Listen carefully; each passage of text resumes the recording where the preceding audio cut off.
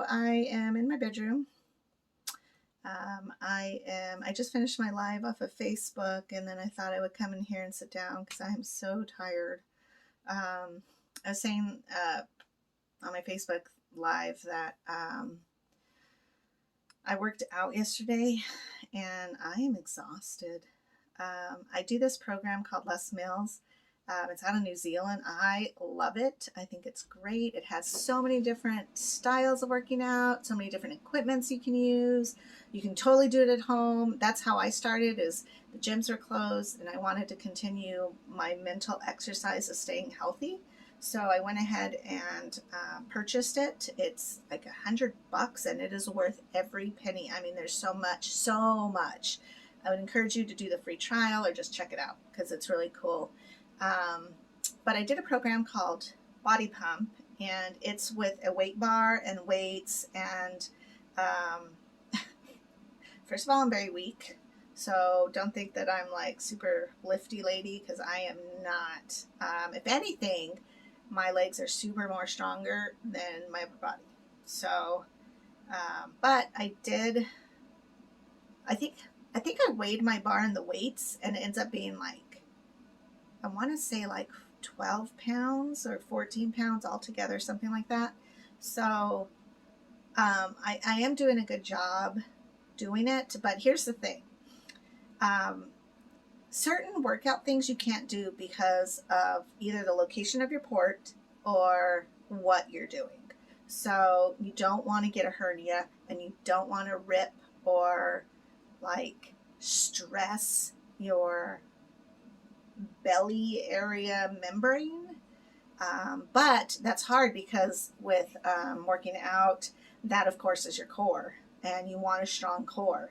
So I don't know. I'm super frustrated on the one hand because I am just so exhausted, and that frustrates me because I feel like I shouldn't be. Like this, it was just one freaking workout. Like how could I possibly be this exhausted? But on the other hand, it's pretty normal to what is happening, having to deal with dialysis, because my body is already exhausted trying to deal with the dialysis, and then also trying to stay alive, and also trying to get all the other areas. Now I'm exhausting it in a sense, working out, although working out is really good for you, whether that's taking a walk, whether that's running, probably not a solution in you, whether it's biking's actually really good, whether it's yoga, meditation, whatever it is, it's just really good to continue going, just not only just for your body, but for your mental status, because you can really get bogged down with the heaviness, depression, sadness, overwhelming feelings, isolation, especially during these weird times. So I just want to encourage you that to definitely work out, try to do something. And then also, if you feel really tired, it's just what's expected. And I'm trying to be like understanding with my body, because it's not like I could run a marathon before dialysis. I wasn't like that, but I would definitely do like Zumba classes and my RPM class and step class. I was probably at the gym every day, if not twice a day, just for the socialness of it, not really even for the workout part. But now I have to get kind of in the state of mind where I want to try to be as healthy as I can. And that means maybe pushing myself just a little bit and working out when I really just want to take a nap. Although I do take a nap. Like today, I just totally took a nap. 2 of them.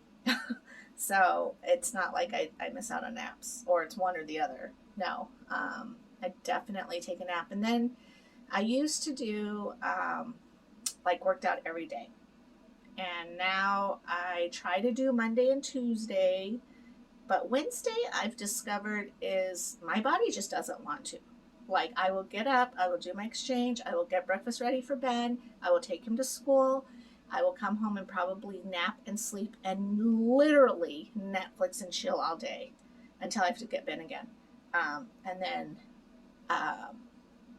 you know, and Wednesday ends up being such an easy day for us because it's typically like sandwiches to eat, and he eats cereal. I really don't eat too much, so it's not like I have to, you know, have a great feast or anything to prepare. Although I do try to have nutritional food, but I don't know. I just know like Wednesdays I've decided is my day of rest, and then hopefully Thursday and Friday I can do a little bit of workout, whatever that might be, and then Saturday rest, Sunday rest. So I'm trying to get that in my head because it's hard, honestly.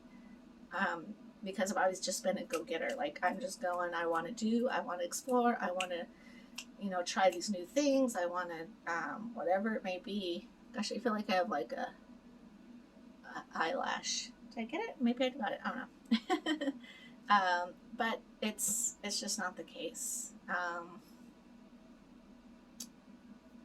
So I try not to get upset about it because there's no reason to. But it does.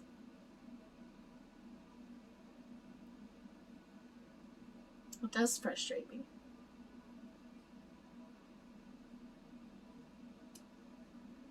Um,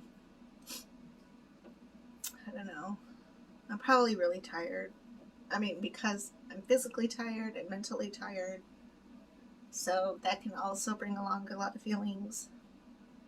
Which I'm actually single, so I don't have somebody to really bounce my emotions off of, which is good in some ways because then it's just me dealing with it all.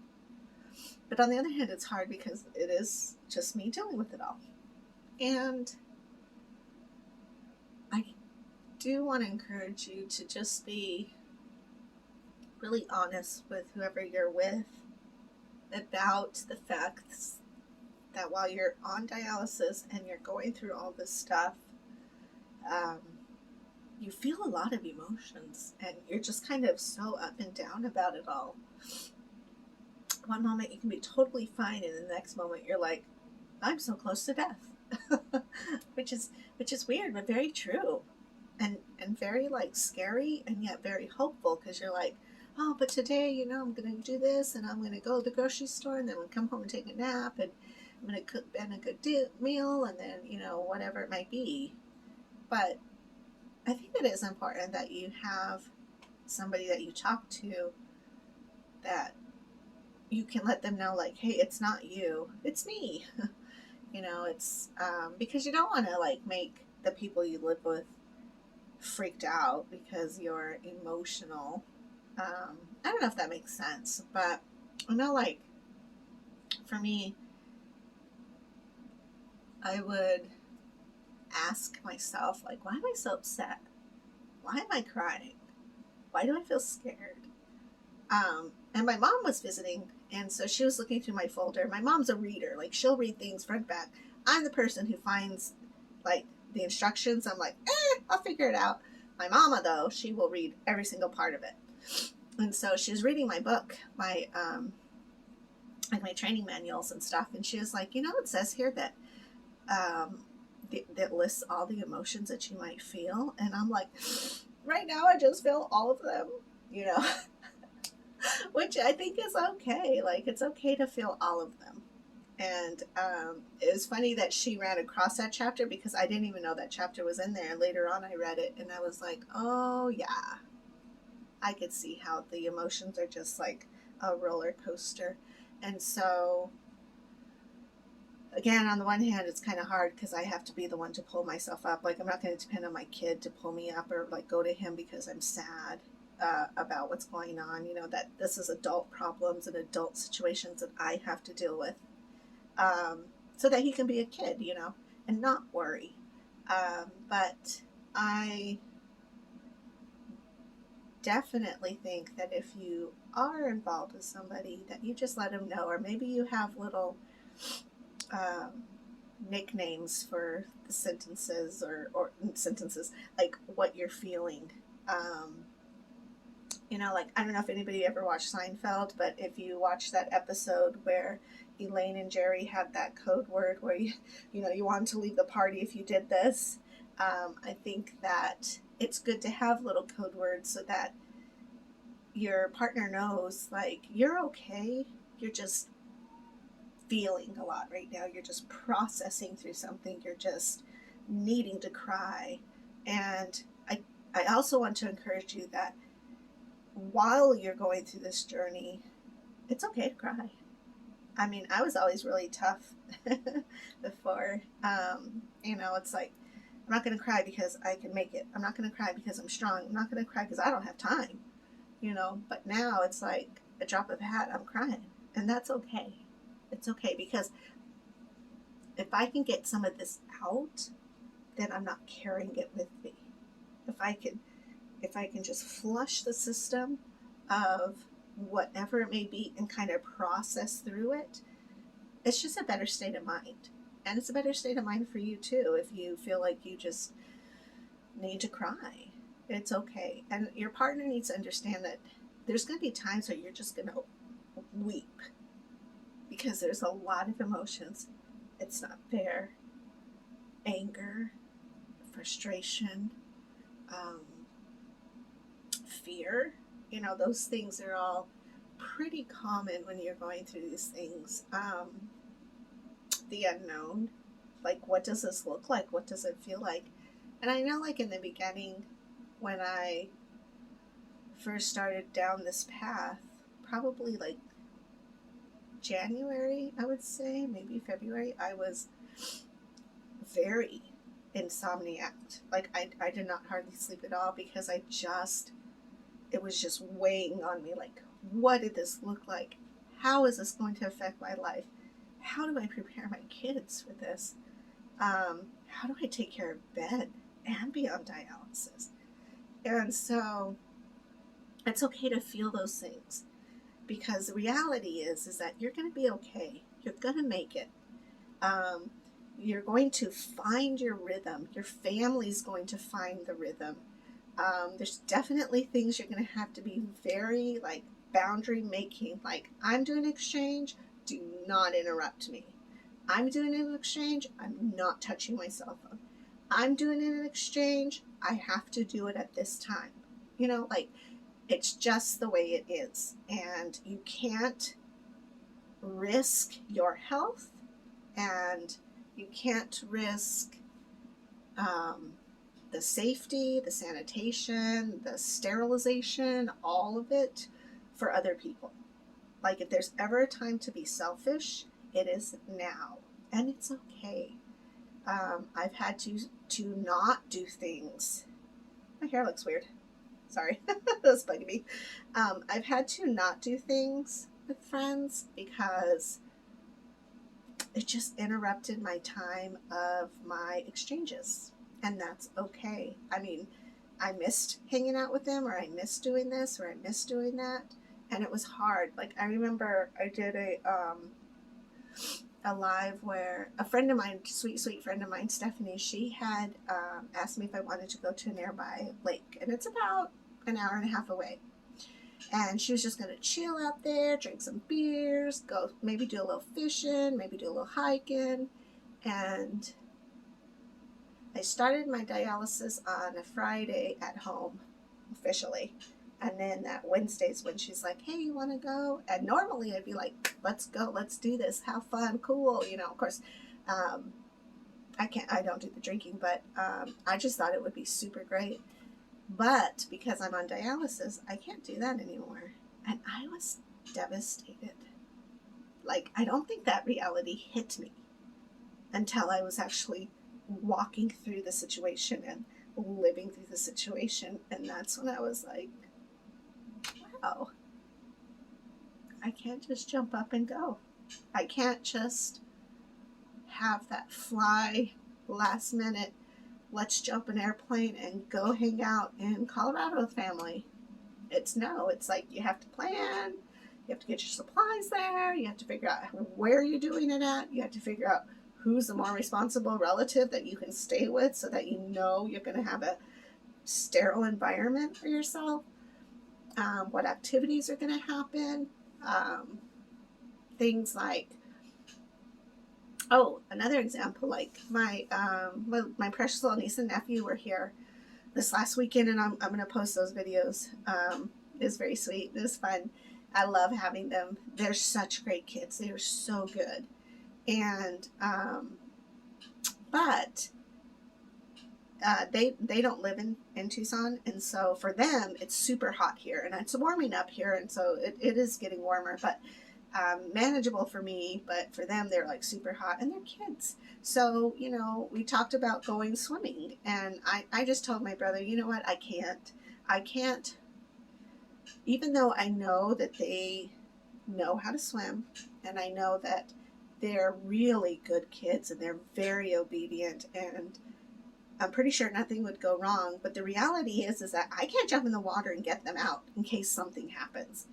So I just rather not even have that on my conscience, and not even participate in a scenario where I'm like freaked out about where's the little kid, like, so anyways, that was something, that's another reality. They know they can't go swimming with Auntie, but when Grandma's around, they can go swimming with Grandma, or when Dad's around, they can go swimming with their dad, or their parents. And so it was just, those little things like that is something that's just really different, because I don't know, like, I would hate for something to happen and then just be like, oh my God.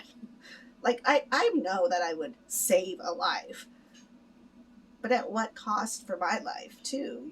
Like, there's still a reality and a consequence. So I don't know,